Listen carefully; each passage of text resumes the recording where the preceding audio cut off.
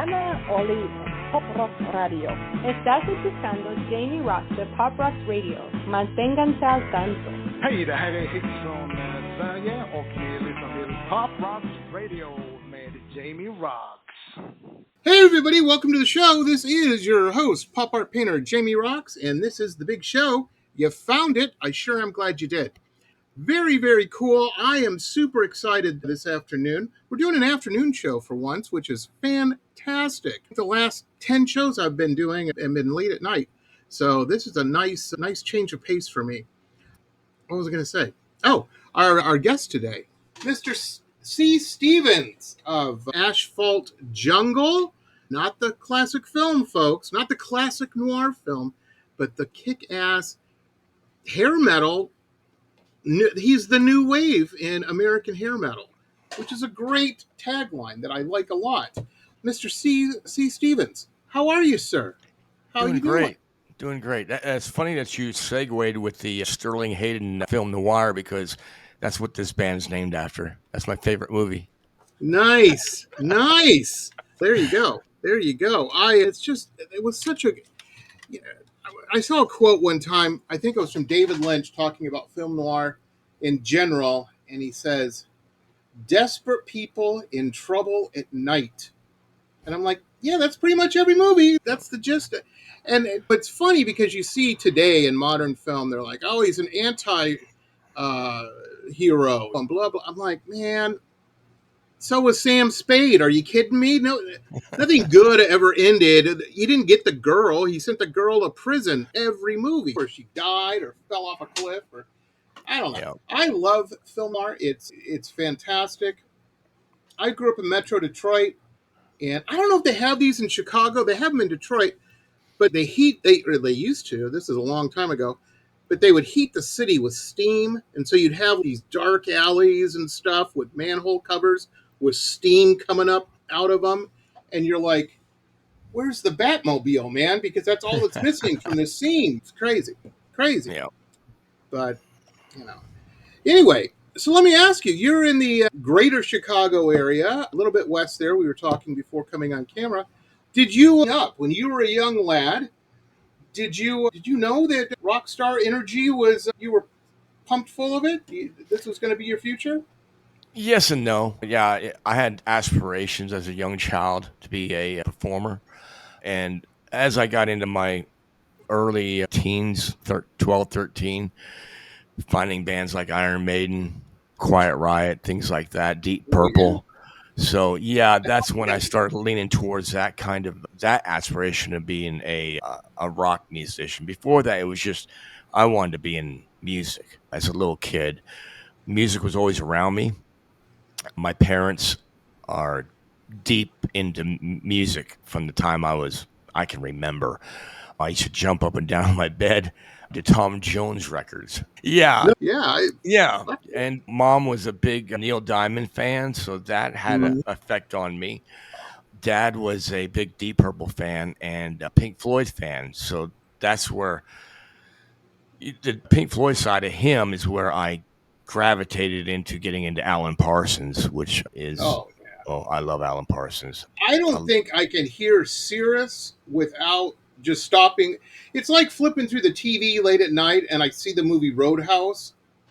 I know what's going to happen. I've seen it a billion times, but when I hear Cirrus by Alan Parsons, I stop what I'm doing and I just sit and get in that progressive rock zen moment, and I'm there, baby. I'm there. It's to me, it's painting with sound. It's just amazing. And a lot of those bands were like that, too. I just saw an interview with Ronnie James Dio. He just always told it like he saw it. You know what I mean? He didn't mess around.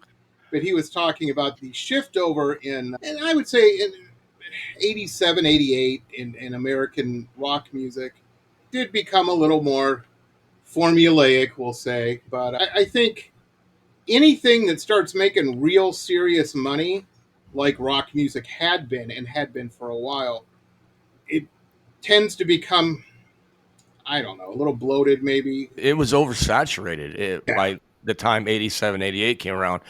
And thank God for Guns N' Roses, they put a little bit of extra life in there at the end of it because there were a lot of cookie cutter bands, And the bad thing about a lot of that is there were some other bands out there that never got their due because of the, like you said, the bloatedness.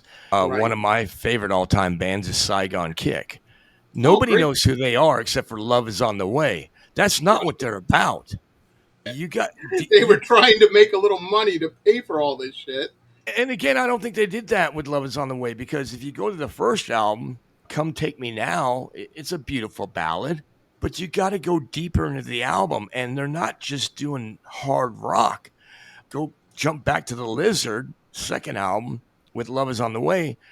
Chanel, it's a 1920s type of track, and they're just showing what they could do. And then God of 42nd Street is a song that's so cinematic.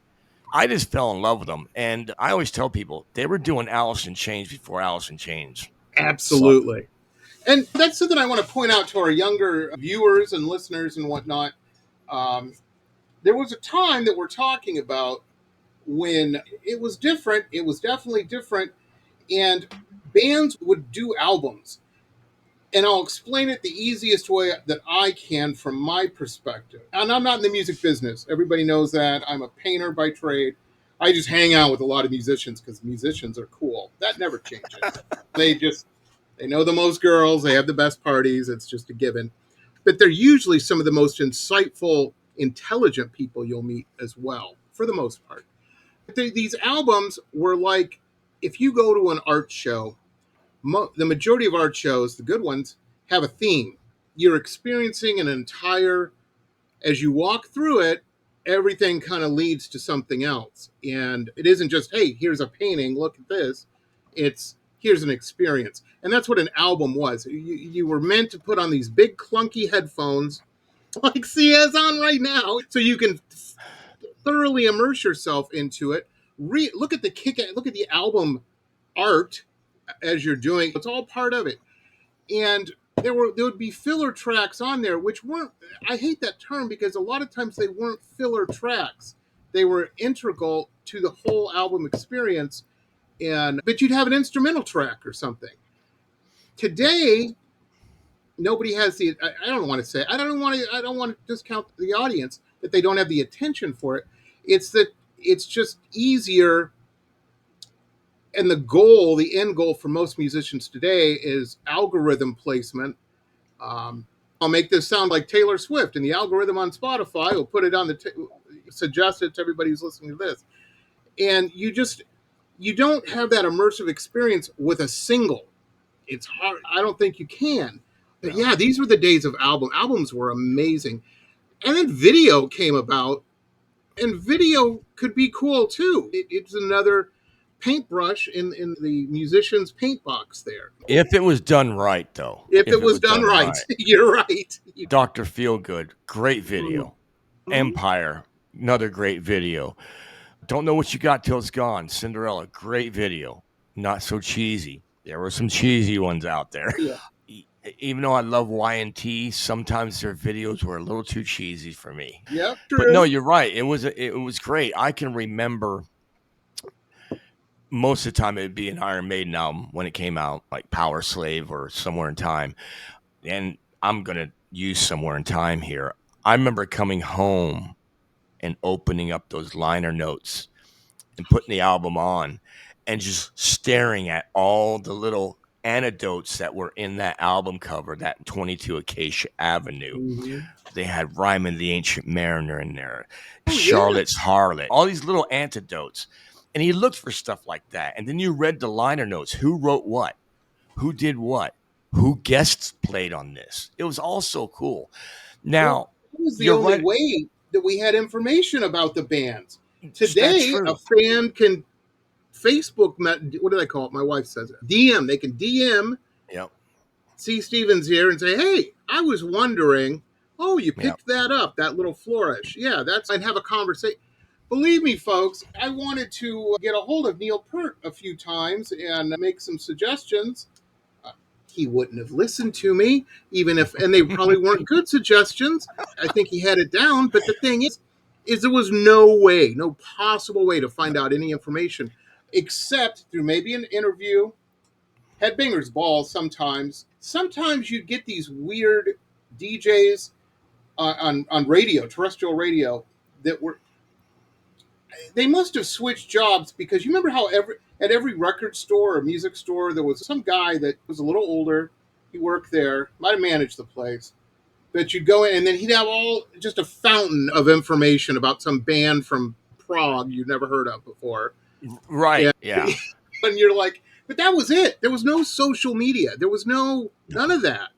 No You had to rely on Hit Parader, Circus Magazine, things like that. Guitar magazine. I used to read that. I don't even play guitar, but I just read it to learn about the band members. Like you said, the guy at the record store or the local guitar shop. This is before Guitar Center and all that stuff. Yeah, these were find that there. Yeah, these were mom and pop places. Yeah, that's how you got your information. And the other way that you did it was fanzines. Remember that? That's something nobody knows about. You get that little mailer, and then the other thing is tape trading, which made Metallica famous. Absolutely. We all did it. Everybody tape traded. You made up you put the songs on there that you love by these bands, and you gave it to somebody, and they gave you their favorites. And that's how you found music you didn't know. Absolutely. I remember, I think it was a punk band, the Dead Kennedys, famously had the one side of their cassette. They even labeled it. So they like, hey, we left this blank because we want you to record on it and trade it with your friend. The other side had their album on it, which was smart if you think about it. It was. All the bands, so many of them did smart little things like that. And I got to tell you, and I bet C's this way too, folks. I would venture, it was like every guitarist I knew, which was like every musician I knew started out with guitar, and they all secretly wanted to be Randy Rhoads or Eddie Van Halen in the Eruption days. But it was like they all had an engineering degree in guitarology. They could take things apart, and it's funny now, you get apps with pedal effects and stuff on it. I knew guys that used to make pedals just because they couldn't afford to go buy one. One. My dad was a musician too, and he had a circle of friends, and one of them made wah-wah pedals and volume pedals, and they were badass. They were just badass. They beat the hell out of Jim Dunlop or what's the other one? Not Morrissey. I can't remember the name of the one that Steve Vai uses. Oh, yeah. Yeah, and I can remember these little pedals coming out by guys that made them. They had just this great sound. And absolutely. Yeah, it was crazy. But going back to what you're saying about singles and albums, I agree with you somewhat on the attention span, but also what hurts at putting an album out now, it is a little bit of that, but it's so oversaturated with music. Yeah, it gets lost. Lost in water. You've got about 20,000 people coming out with something new every day. Yeah. Back then, you were lucky to hear 5 new things in a week. That's very true. That is very true. It's technology. We live in technological wonderland. It is amazing. It's easy to find fault with it. Yes, during the pandemic, we all found out that our aunt, we have a racist aunt who's very sweet otherwise. We had no idea. Aunt Claire, Nazism? Really? Your husband's Jew. Maybe that's it. I don't know. But we all found that out. But at the same time, like even doing this video thing, it's amazing. And it's weird how quickly I started doing the show in 2013, and the company I used to use was a call-in. I'm like, yeah, people can call in and talk to the guests. Hey, you're on the air with blah, blah, blah. I thought that was pretty cool. Ultimately, it was a pain in the ass, but I didn't know that then. I mean, that's just like the old Redbeard show that would be on Monday nights. You called in and talked to the guest artist that night. Yeah, absolutely. It was hell getting through. Right. You had a chance. Exactly. I had a guest one time that his ex-wife called. He was late with the child support payment. And, we all heard about it. It was terrible. Oh, man. But anyway, the thing that sucked is I couldn't have any guests from England, which is a lot of the people I know. and for some reason, or Europe or somewhere, because those guys it didn't cost you anything for the guests to call in the United States or Canada. But they had to pay when nobody wants to call in for an hour on super expensive charges. So now with this video thing, it's just a link. Somebody can be anywhere in the world and it doesn't cost anything. And so it's much easier. And that was just 10 years, a 10-year change. Who knows in another 10 years what'll be happening? Holograms, I don't know. I'm even making music. I collaborate with people in Great Britain. And there was no way to do that 10, 20 years ago. No, they would have to go into a studio, get a DAT tape, and then send that to you. Now we can just send a physical to tape, each other. Folks. Not an email, a physical tape. In the mail. Mail. So I was friends with a keyboard player who he was so excited. It cost him, I think he paid, I don't know, $700, which was a lot of money back then, to Roland, the people that make synthesizers, sent him, he was so excited. What he purchased was he already had the keyboard, but he got the software for the new tones, the new sounds for it. It was a voice tape. And they sent it, and he waited. It took a month and a half to get there, from Tokyo or someplace. And he finally got it, and he put it, I'm like, I guess it sounds a little different. I don't know if it sounds $700 different to me, but he was, how musicians are. But yeah. I'm sure Steve is one of those guys that can listen to Steve Vai's tone in that with that particular guitar is blah, blah, blah. But notice if he switches to this one, and the rest of us are going, it sounds like a guitar. What are you talking? But that's why these guys are musicians. You know what I mean? I'm probably the same way looking at paintings. It's our life, our passion.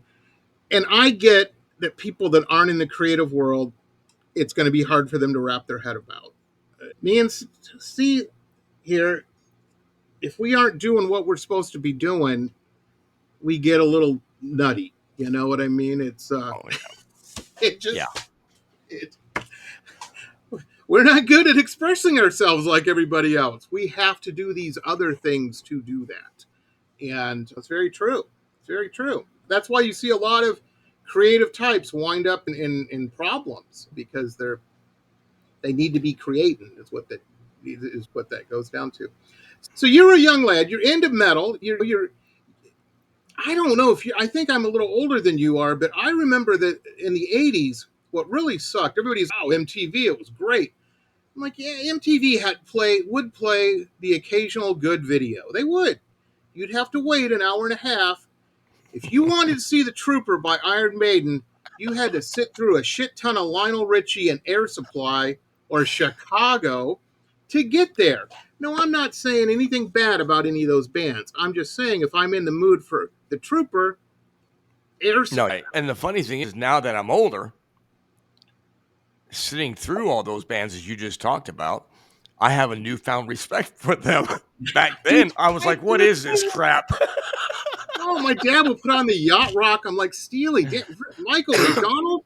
Jesus Christ. What Yacht Rock song didn't he sing on? You know what I mean? I think he just hung out in the studio making extra money.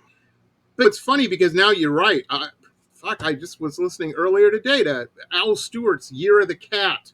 Because of my father, who's passed, and just doing some shitty cleaning the garage, listening to that shit because he put it on. But I like it now. I'm like, oh, okay. And I do tell the younger people, I'm 55, but I do tell a lot of the young people that I do come across. You and I are about the same era there, so that's, yeah. But they sat through those Air Supply videos. Yes, I did. You're all I need. Anyways, but I tell these younger people, because they will ask, was the 80s really that great? Yeah, it was. And here's why. We had a plethora of different styles of music, and everybody brought their A game. Didn't matter whether it was Devo, it was Blondie, it was Duran, it was Quiet Riot, Poison, whoever. They all brought their A game. And here's the thing. You're in high school, Friday night, somebody's having a party because their mom and dad's out of town. You get to that house, and what's playing on the boombox? Janet Jackson, Run DMC, Then you get a little Iron Maiden. Then you get a little Motley Crue. Then all of a sudden you get a little Lionel Richie. So we were exposed to all this great music, not just on MTV, at the local parties. And everybody I've ever talked to in my age group says the same thing. Oh, That's yeah. very true. And we were listening to all that kind of music. There were no social boundaries. There was no racial boundaries when it came to music in the 80s. No. And that's why it was such a great time to be alive musically, because of everything that you culturally had. too. Films and shows and shit. There wasn't, yeah, there were shit, but there was some cool stuff going on. It's weird today is much more, I think people are not going to believe that I'm saying this. It's almost like they're much more uptight and genre specific. Yeah. Which is weird to me. It's okay. I will also add, at those parties, young bucks will take note, because whatever track, the first time you kiss a girl, whatever type of music is playing in the background will tattoo itself into your brain. And it's very easy to go, wow, there hasn't been a good band since fucking Cutting Crew or some bullshit that you heard. You know what I mean? Yeah. I don't know if it happens for women, because I don't know. But although I went to a party across the street from where I'm sitting right now. There's a guy, he's our age, and his wife's maybe a couple years younger, but she's basically our age too. And they had I don't know, birthday party or something. And so I go over there, and it's all people my age, but they all seemed a little older to me for some reason. But those gals got a little bit of, the wine coolers were flowing, and all of a sudden you're hearing screams like teenage girls when they're putting on John Bon Jovi and Here Comes Poison and all that shit. And they just immediately transformed into 17-year-olds. And I told my wife, my wife's looking at me like, look at these people. And I'm like, as a painter, I want to paint what what somebody looks like, but I really want to capture what they really are, that 17-year-old. And it was a good visual breakdown of that. And we're probably the same way. I know everybody went a little gonzo. What's the Detroit band? I can't think of their name right now. The Led Zeppelin guys. Who, can't remember their name. Yeah, they were young kids when they broke. Oh, man. The Highway song was the name of the first song, wasn't it? Yeah. Wasn't it? Did you notice everyone you knew that was like 10 years older than we are jumped on that bandwagon hard? They're like, my youth is back, and here it is. And these guys don't look like me. No. Well, the thing I picked up on right away, and I played it for my dad, and he goes, they're young. He goes, but they're musicians. Yep. And he was right. They were real musicians. With your music, you can't listen to one of your tracks and whatnot without knowing. You just get that impression right off the bat. Number one, and we're gonna play a couple of videos here, but number one, I'm watching some of the videos and stuff, and they're really cool. They're really clever. But the lyrics, first off, the music's fantastic. I don't want to skip past that and not give that its due. It is fantastic. And then you put the lyrics on there. Jesus Christ, I want to hold down people, play them, hold them physically down and put headphones on and go, listen to one question here, because you're living this right now. Yeah. Yeah. And I try not to go down that road sometimes, but I can't help it. It's what's on my mind. But I always try to stay in the middle of the road. I look at both sides. There's actually 3 sides to every story. I don't say 2, I say 3. And I try to do that. And there's a couple of reasons why I do that. One, I don't jump on anything and start pounding my gavel. That's not me. I'm not going to tell you how to live. I'm not going to tell you how to vote. I'm not going to tell you how to do anything, because the way you live your life and what you've got going on in your life is totally different than what I've got going on. So who am I to tell you what to do? And that's what I tell people all the time. I say, I don't judge anybody, because I wouldn't have any friends if I did. Yeah, and that's what pisses me off about some of the Hollywood elite. They're like telling us, oh, you got to do, wait a minute, you're in your bubble over there. You don't know what we're going through over here. And same thing, I don't know what Joe Schmo's going through over here. Right. Because I'm in my bubble. So I always try to look at it from every perspective I can. And then I let the listener try to get their own meaning out of it when I do go that route of saying something. And I try not to make it so that you know exactly what I'm talking about, if that makes any sense. Sometimes you see the video and you go, oh, okay, now I know what he means by it. That's just because that's where I go with the video. Yeah. But I talked to people I went to high school with and shit. Not so much college. I went to art school, so it was all a bunch of weirdos. They're not as bad as bad to talk to as people I went to high school with. And they're like, Jamie, you're living a pretty good life and all that. I said, well, number one, I don't have any kids, so I'm not dealing with what you're dealing with. And let me just preface this right now by saying, yeah, I don't get not wearing a belt with your pants. I don't understand it. That means I'm going to wear a belt with mine. I don't care what anybody else does. That being said, my advice to parents out there my age, don't turn into the dad from the Twisted Sister video. I'm not saying you got to turn into Dee Snider. Just do what you got to do not to be the dad. Yeah. Try to be a little cool. Yeah. But don't try to be over cool. Don't try to be over cool. Nobody likes an aging hipster. No, that's bad. But it's weird, and I think that you can't be too cool because I see a lot of soft kids out there, and I'm not saying I was a badass or anything. I'm just saying I grew up in Detroit. I knew when to keep my mouth. The threat of somebody punching you in the face was a daily, constant thing. If you ran your mouth, if you talked a bunch of shit. I got punched in the face one time because my girl was running her mouth. I'm like, don't talk to those. They aren't going to come over here and punch you in the face. They're going to come punch me in the face. So shut the fuck up. Yeah, I do see. It's funny because I was just talking to a friend of mine. He caught her 17. No, he was 16 or 17. I can't remember. But he had snuck out, stole some liquor. Didn't even try to replace it by filling it up with tea or something. Water. Yeah, water. And then she goes, I was giving him the business, and then he just broke down. And she goes, I should work for the police because he broke in 5 minutes. He's crying. I'm like, Jesus Christ. And I'm thinking to myself, that kid hasn't had it hard enough. You know what I mean? He needs to go join the Marines or something. I don't know. Jesus Christ. I can't tell you the amount of. I remember one time my father punched me in the face.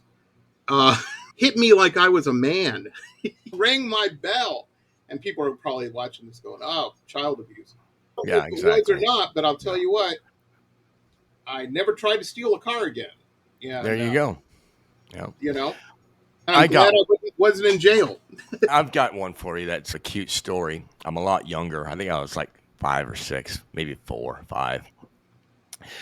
Yeah, I had to be about 4 or 5 because this is the time of the white, big, thick white belts. My dad had one. And that's the one that he would give me. Right. So I don't remember what I did wrong. To this day, I don't remember. I'd have to ask my mom, but he was at work. She caught me doing something. Wait till your father gets home was the next words out of her mouth. And I knew what was coming. I knew it was the white belt. So what did I do? I snuck into his room, grabbed the white belt, went out back with a shovel, and buried it. You found a loophole. I don't think so. No, I did. He had other belts. Yeah, exactly. But my dad ended up saying, you know what? The torture in his head was his way punishment. worse. Absolutely. He gets it. He gets it. Yeah. Oh, yeah. It was. And folks, I was a bad kid, too. My grandfather did that. I had done something terrible. I'd spend the summers in Oklahoma at their ranch and down there on the Cherokee area. And I riled a group of cattle up, and they were running around and causing damage. And yeah, basically it was a stampede. I started a cattle stampede. My grandfather was not happy about this. Everything finally got settled down. But he gave me his knife and made me go cut a switch off the tree. Ooh. And I was out there and I'm crying and I'm just, because I know what's coming. came. I brought him the switch. He goes, okay, thank you. Go in your room for a while. I got to calm down. But it was the same thing you're saying. The torture of, was probably way worse. It's amazing. Your tracks are amazing as well. And I've been painting a lot to Asphalt Jungle this week because I just they're on loops. If they're monetized on YouTube, you're welcome. Thank you. Thank you. Yeah, that's fantastic. No, it's pretty cool. It's pretty cool. I really dig these a lot. We've got one question: who's to blame? And TikTok. What should we play first? What should we hit people so they get an idea of Asphalt Jungle? Might as well go with the new one. Go with one question. Okay. Here it is, folks. This is Asphalt Jungle. Hey, and by the way, we have links to everything Asphalt Jungle down in the description here. Clickable links. We'll talk a little bit about that. But first, let's watch this video. This is one question. Asphalt Jungle. Here it is.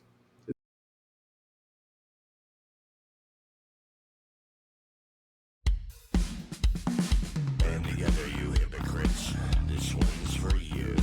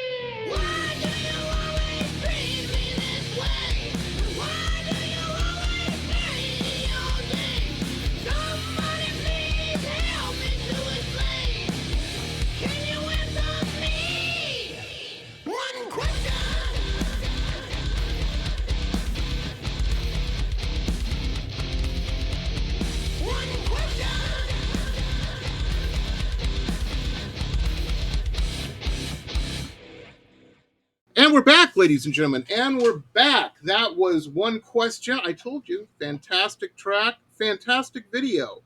Very creative videos. You do all these yourself in house, or Yep, everything. Geez, very cool, very cool. I have a friend of mine that lives in Quebec, or is it Quebec? No, Ottawa, wherever. Ottawa's Ontario. Yeah, I think. Ontario. And he's a guitar player too, and he used to tour with bands and all that bullshit. And now I don't like traveling. Yeah, no, he's like, nope. And that's, you guys remind me a little bit attitude wise and music interest wise.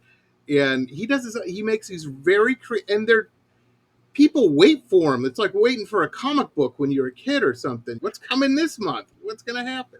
That's cool. Yeah. And I could see that. I bet you have a whole mess of people that are waiting for the next Asphalt Jungle video, because these are really cool. Cool. Yeah, I try to keep it entertaining a little bit. The funny thing is, I'd rather do the video that doesn't have me in it at all. I'd rather paint the canvas like these 3 videos have. Because believe it or not, those ones where I've got to get in front of the green screen or go out and about. It's a pain in the ass. Yes, pain in the butt. And I ain't got a band behind me to go film. Yeah, but it's fun. It's fun painting the canvas and stuff like that. I'm not that good at it. Like, my wife will make a TikTok and say I have bought her these ring lights and shit and all this stuff. And I gave her, I don't even know why I have it, but it was one of those old classroom projector screen things that's on a tripod, and it all folds up and shit. But she's like, do you need that for your show? I'm like, no, I don't. Throw a couple paintings back there and I'm happy. But it's cool. Let me ask you this now. I know they're on YouTube. Do you you put these on Spotify, the tracks and stuff, right? Or yeah, every platform out there. Okay, so available. People can pick these up. And folks, I want to remind you, because I think a lot of people forget this. When you buy something, number one, if you can, buy it direct from the artist. That's always a better deal. Online sales, how do I say this? It's a pie. And where you're buying it from gets a slice of pie, and the artist gets a slice of pie.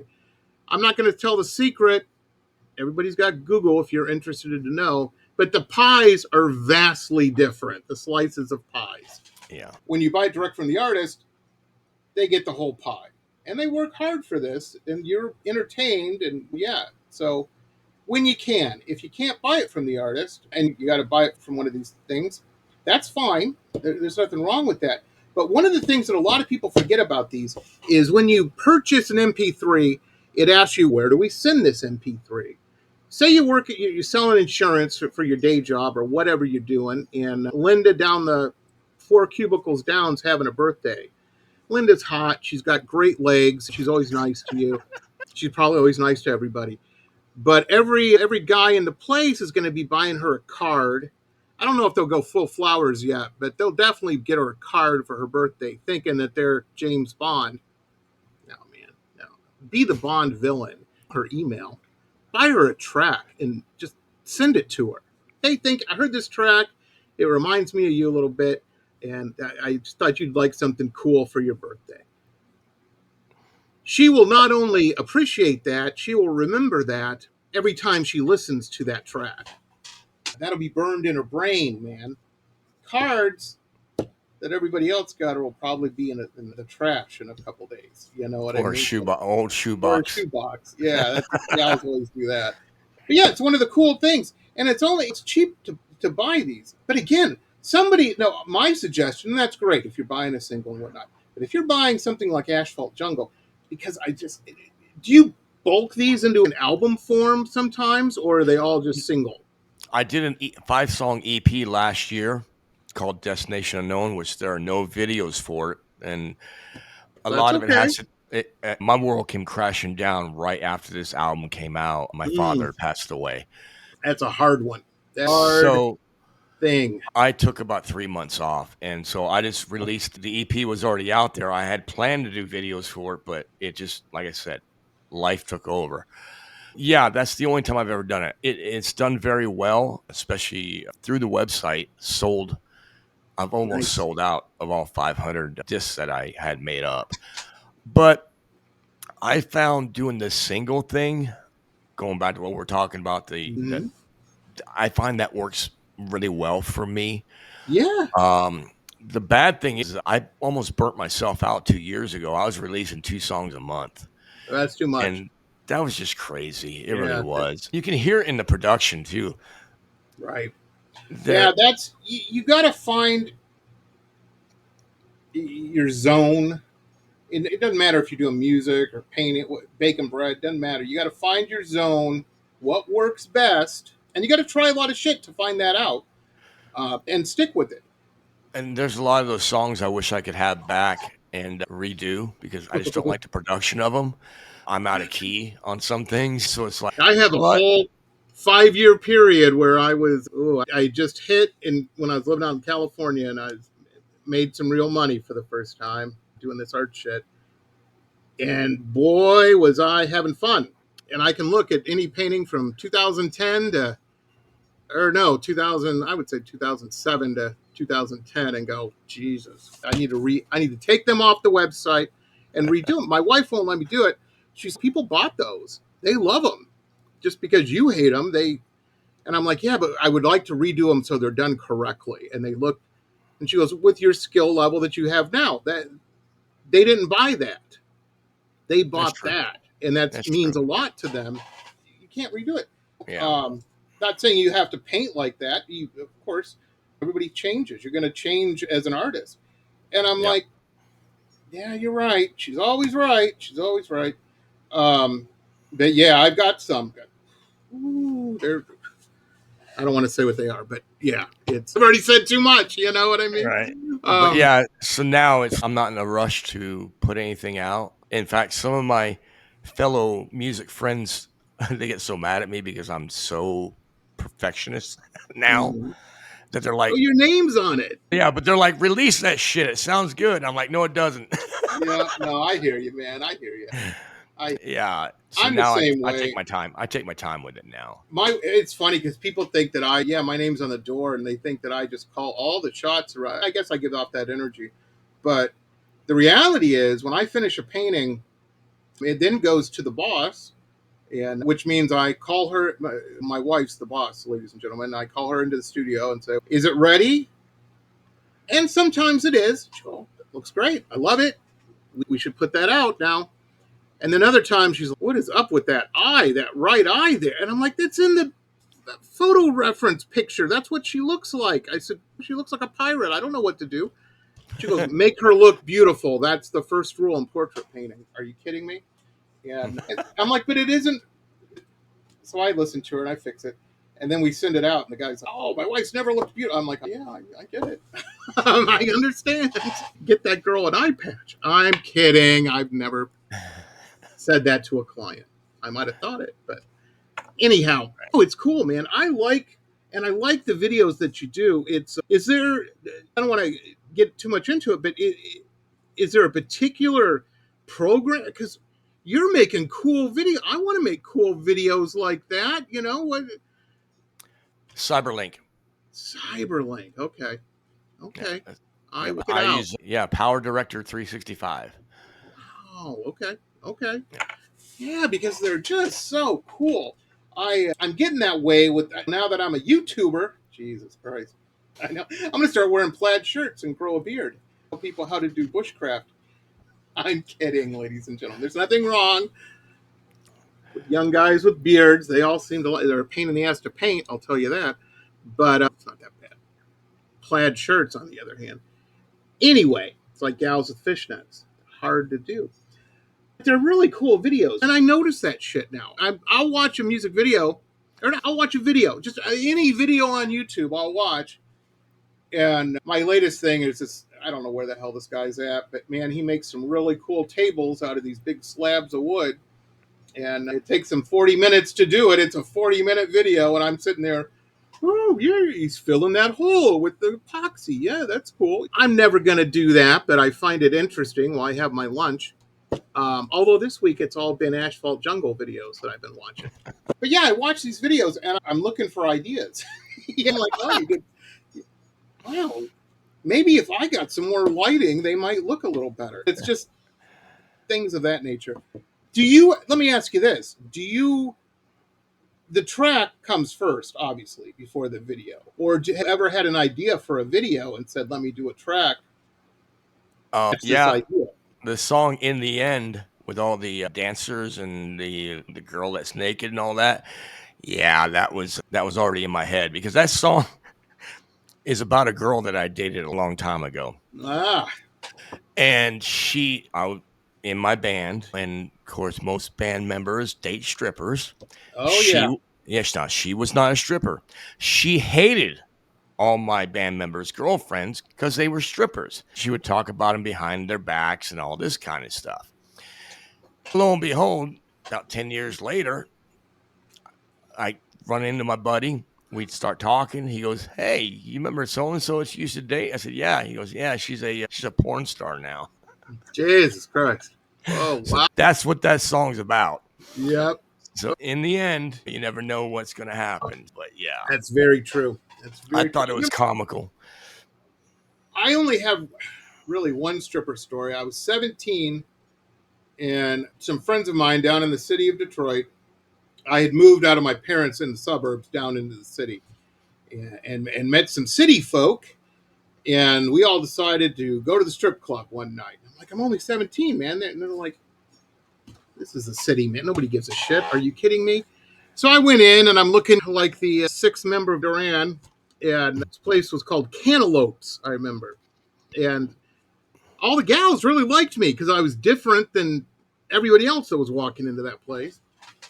And wham, bam, don't thank you, ma'am. I suddenly had a job DJing at this strip club.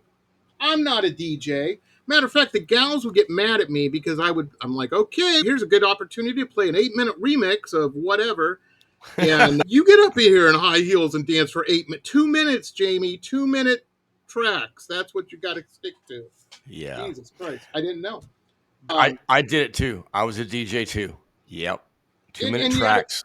And you got to shit talk them on the mic and all that. It's crazy. Yep. Well, anyway, there was a gal that worked there, and I can't remember her work name, but her real name was Andy with an I. And she, oh boy, was I smitten with, I was 17. And she took me home one night after we had worked. And that was a pretty good gig too. I got paid $100 a night. I'm working with naked women, and drinks were on the house. So I was pretty happy with that gig. But she took me home, and we drove home in her new Mazda RX-7 to a condo. And she was like 20, but she had this big condo, and she had a TV not on the wall. Everybody today has a TV flat on the wall. Hers, little doors opened in the wall, and the TV was inside the wall. I thought that was pretty cool. But she had a lot of money. And so we hung out for a few days. She took me home. I stayed at her house for a couple days. And finally, I woke up. I had it all figured out. I thought about it all night. And I told her, I said, I think what I'm going to do is call my dad. With everybody he knows, I should be able to get a good factory job. And I'll join the union, and I'll make enough so you won't have to strip anymore. And maybe I can paint on the weekends or something when I get time. And she's like, okay, Picasso, it's time for you to go home now. I'm like, what are you talking about? I got it all worked out. Nope, it was fun. It's been a fun week. But you need to go back. That ain't, because I'm not giving up the condo or anything. Right. And that's my stripper story. That's tragic, but it's funny because you're right. You never can tell, and it all, I'm sure, was for the best. I have no idea what she's doing today, if she's even around anymore. Anyhow, that's not one of the videos we're going to play, but we'll play the next one. How about Who's to Blame? You want to go with that one? Yep, that's the one that started it all. That's the very first one for Asphalt Jungle. Nice. Asphalt Jungle, everybody. Who's to Blame? Here it is.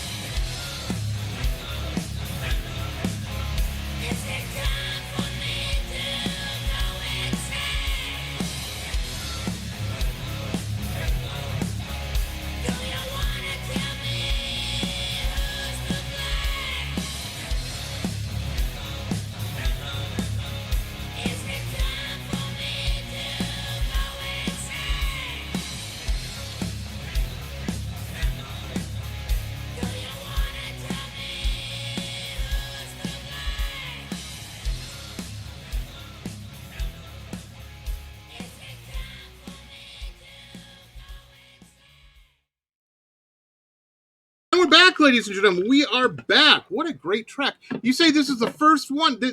I'm sorry, I should say Who's to Blame was the video we just watched, everybody. Which are all of these are available. All of these are available, and that's fantastic. At the very least, they're always available on YouTube and whatnot, which we have links to all down below.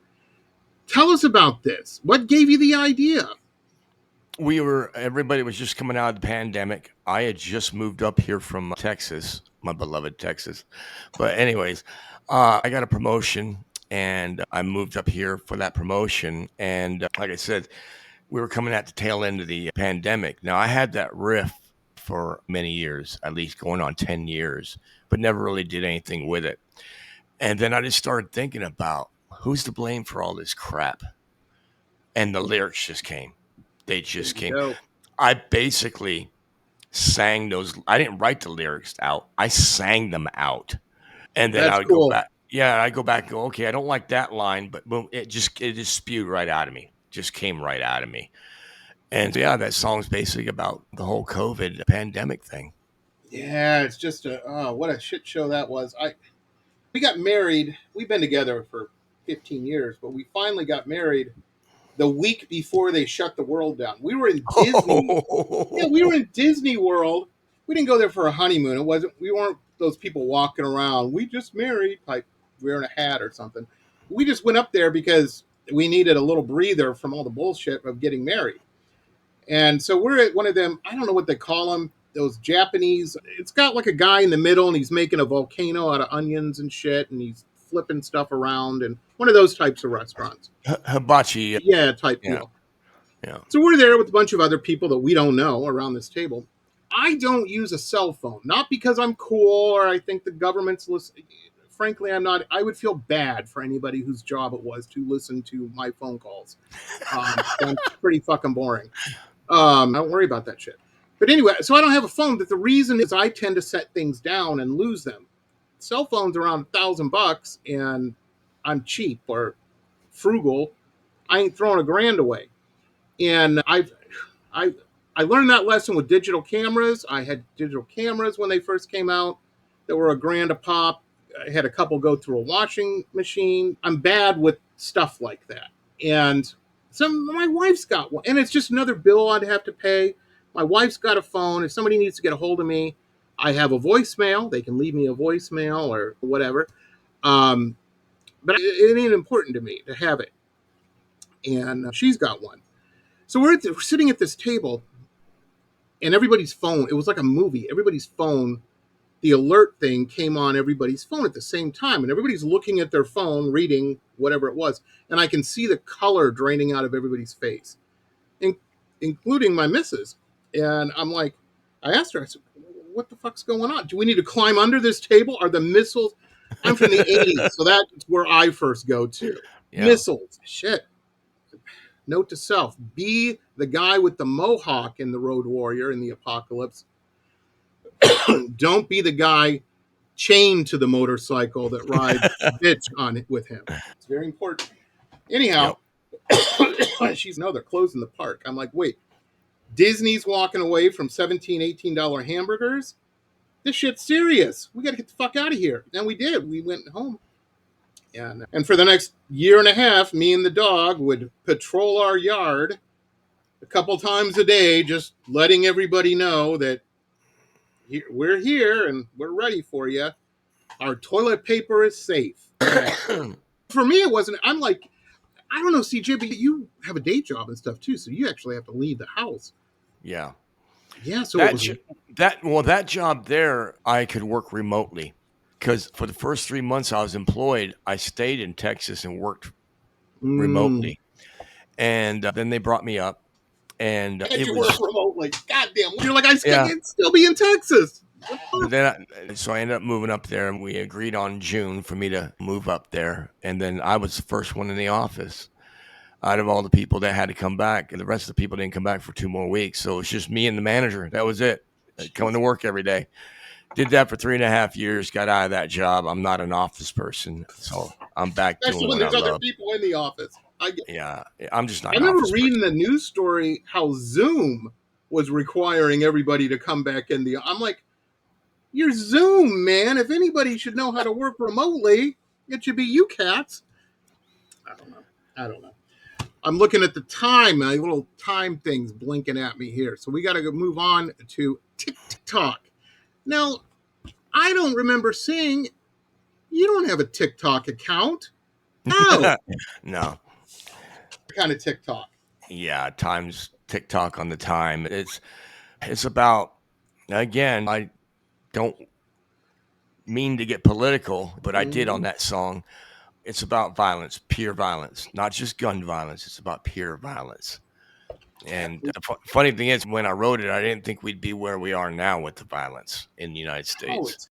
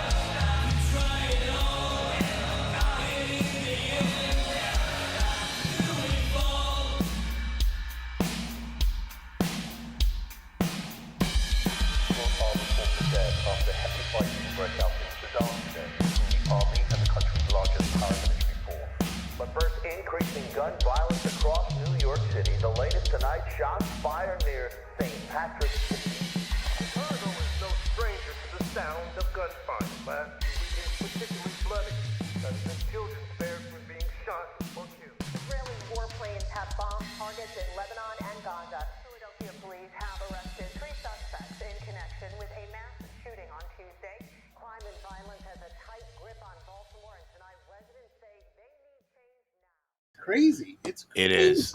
crazy. Yeah. I'm calling out both sides again, is basically what I'm doing. I am too. It's weird. It's very strange to me. And again, I'm not. Number one, politically, folks, if you don't know, I'm issue based. I am not. I probably lean a little more towards the tree hugging side, but I'm a painter. Come on. Nobody can be surprised at that. I think people are more surprised on my viewpoints on some of the issues, especially vice crimes and things of that nature. I worked in a strip club. Annie, I'm kidding. I'm kidding. Pretty lax viewpoints on that type of thing. No, I get it. I get it. It's a weird world. I tell you, I moved out of Detroit. One of the things, when I lived in Detroit, don't send me emails because every time I mention growing up in Detroit, I'll have some cool story, or not even but a intense story. To me, it was just a Tuesday. But I get that Detroit's changed now and it's supposedly nice. It wasn't when I lived there. I'll put it that way. It was not a big deal to see a car burning on the side of the road. That was a Tuesday in those days. But one of the things you didn't see that I see, like I live in South Florida now, every day on the news, there's some news story about people ripping off old people. You would never see that when I was a kid in Detroit. And yes, there was a lot of crime. Don't get me wrong. I'm not saying there wasn't. But there was insured people and insured companies. And that's who the targets really were. There were. It's funny. Detroit, when I grew up there, didn't have a gang problem. People are like, were there gangs? No, there were no gangs. People have to get along with each other to achieve a goal. That's how a gang works. There might have been a gang of two guys, but nobody liked each other enough to form a gang or trusted each other. They'd kill each other. But yeah, you see the violence today, and it's just like, Jesus Christ. Kids, here's an idea. Instead of going home and getting an AK-47 and shooting up the gun, just meet them behind the gym. Have a fist fight. You guys will be friends next week. Yep. Problems will be solved. That's how we did it, and we were okay with it. Yep. You know? Got a lot of my best friends that way. Yeah, exactly. Because you knew where they stood. You know? Yeah. And they knew where you stood. Yeah. And by doing that, you actually got a little bit of respect for each other, too. Yeah, it's just how I don't get this. Oh, I'm mad I didn't get invited to prom. Well, fuck prom. Go to a fucking strip club instead. How about that, huh? No? Right. Go do something. But yeah, that's basically what TikTok is about, though. Yeah. That's all that we're running against time. Yeah, we're running against time right now. Yeah, exactly. And I will say this, and I know every old person you've ever met, I'm talking to the young people out there, say the same thing, but it's very true. TikTok is very true. 15 years can go by in a week. You're like, holy shit, what? Yep. Suddenly I'm grunting when I stand up out of the chair. Yeah, that happens. Yep. Lay off the Cheetos or something and drink a glass of water. And if you're drinking, definitely drink a glass of water. For every glass of booze you drink 2 glasses of water. That's a better plan. You don't want to have a hangover? That's how you do it. Nobody taught me that when I was younger. Right? I think everybody our age has had this night, or the morning, I should say, where they're out, they're hanging out, and you forget and you try to drink like you did when you were 20. Jesus Christ. It's a 4-day recovery for me. Yeah, that's why I quit, because you start Thursday night because that's ladies' night, and Friday night is some other type of night. And, of course, playing in a band, you're getting free drinks. Sunday, you're laying on the couch, can't move. Monday, you go to work, you barely remember work because you're not functioning. Tuesday, you start feeling a little better. Wednesday, you're back to normal. Guess what? Hey, it's Thursday. It's ladies' night. No, 2014, I quit it all. I said, that's it. I'm done with this. You have to. I'm the same way. I actually have a bar in my house. All the bottles are dusty. There's actual booze in them. I just don't do it. You know what I mean? I just don't drink because I don't like throwing up, man. That's my thing. Throwing up at my age sucks. It is terrible. You can break a hip. Yeah. I slipped in the shower. I didn't even fall. I caught myself in the shower and I pulled every muscle on the right side of my body. You know what I mean? And was limping around for a week. Yeah. And that's just, yeah. And I'm not saying don't, you know what? Live your life, learn your lessons, any of the youngsters out there, but listen to some of us oldies. We will tell you. Being every morning when I get out of bed, I'm like the Tin Man in the Wizard of Oz with his oil can. I'm like oil can. And it takes me 30 minutes of just moving around. Yeah, you ever sit for a long time? You're like, I got to move around a little bit so I don't turn into stone here. Never had that internal monologue when I was 20. I didn't Nah, put we that were into. invincible back then. Yeah, yeah. I didn't seize up like a spider or something. Jesus. That TikTok is a bitch, man. But it's a Yeah. good track and it's a great video. It's fantastic.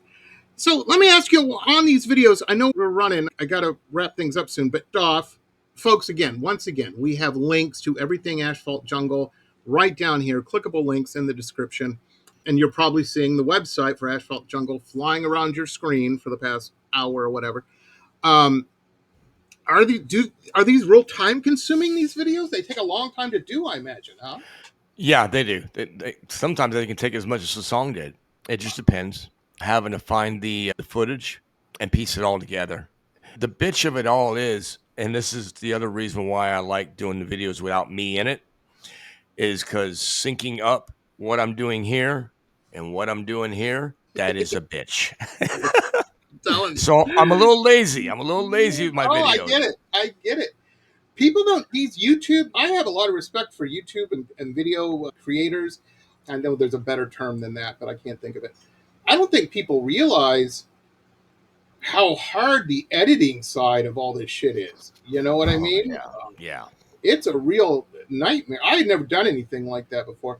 And I'm like, see, I'm lazy. I am lazy. People are like, oh, you don't even write a script. You don't even write a script. The majority of these people write scripts and have an outline at least. I didn't know I was supposed to do that. At least the outline. Some guy was bitching at me. No, he wasn't bitching. He was like, maybe because you got to go on tangents, Jamie. An outline might not be a bad plan. I could hear my audience going, yes, Jamie, listen to him. So I'm going to start doing that. So maybe we'll get a little tighter in the future. But yeah, I don't write a script. Fuck that. Are you kidding me? No, I'm not doing that.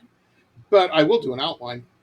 But yeah, it's a pain, man. It is a pain finding this stuff to match up, and especially when you start layering shit. Oh, yeah. Somebody the other day had a song, and I had this idea. I'm like, okay, we're gonna do we're going through Greek ruins, and I need a big moon on the behind the band in front, the ruins, and then the moon.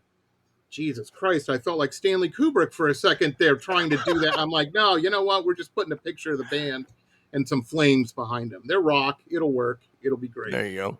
There's nothing like some flames with a rock band. No, you're right about that. Yeah, it's a little formulaic. But your videos are very cool, and I just love them. And I'm going to be adding them to my playlist when we have parties and stuff. I got this big 80-inch Thanks. TV in the backyard there, man. I like having, number one, when you have playlists like that, you cut out all the would-be DJs that are at the party, because I hide Right. the remote, put it on, and then we're good for 3 hours. We don't There you need. go. Then it'll repeat. And so, yeah, but there's definitely going to be some Asphalt Jungle videos in there because it's just Sweet. cool. They're just Thanks. cool. And folks, we have touched on a little bit politics and whatnot. But the cool thing I tell people all the time, in art, I don't care what you're doing. If you're painting, you're making music, whatever. You have two choices. The atomic structure of art is you comment on the world or you distract the world from the world. That's it. That's the only two routes you can go. Yep. And if you listen to a band, whatever, or look at a piece of art or whatever, and it bothers you, have an emotional response to it about what they're saying, politically or whatever, understand you've had an emotional response. What you've listened to, what you've watched, what you've observed has affected you. And that's good art. That's good art. Whether it pisses you off or not, that doesn't matter. That's irrelevant. It's made a change in you. And you know what's really cool about that is maybe you look at the situation a little different. How somebody else is looking at that same situation might be something you hadn't thought about fully in there. And I'll give you a little hint: 90% of the time on anything, there's more to the story than you realize. You Yep. know. So I don't know. Be cool. Be open to new things. I don't know. That's all I'm saying. I'm not trying to preach to anybody, but I'm just saying. I guess I am. Anyhow, man, it's been cool hanging out today. See, you Well, thanks, Jamie. you are really good at what you do, so keep doing it. And I want Thank you. more. And we will definitely have you back. I have made a new friend, and man, somebody my age I can talk my rock music shit too. And so my wife's going to be so happy. She's 15 years younger than me, and she's just, don't you understand, Jamie? Everything ended with Korn. Korn was the pinnacle of. I'm like, no, dear, no, it wasn't. It wasn't. She's a new metal fan, and Nothing wrong with that, but yeah. no, but her biggest obsession. I have a little thing. We share our Spotify account, so when she's coming home from her job, I can tell what kind of day because the little thing pops up when she puts Spotify on in the car. And if I see Eminem, I'm like, oh shit, give her some space. She's had errands today at her job. She works retail and manages a makeup place. And but her latest is Sleep Token. She plays the shit out of Sleep Token. Now there's a band who it's almost punk rock. It's 2-minute track. No, folks, it's the opposite of that. Sleep Token is like Pink Floyd track. You're not going to hear You're not going to hear Sleep Token at any strip clubs. That's all I'm saying. No. It ain't going to happen. No. Anyhow, be cool. Remember, it's a weird world, and just remember that if the waitress takes a couple minutes extra to bring you your fries, you ain't gonna die. Unless if you're on an operating table and you're waiting for a new heart and they're taking a while to get it in there, you might want to tell them to put some hustle in it. But don't be a Karen in an operating room. That would be a bad plan. And don't be one at a restaurant. I don't understand.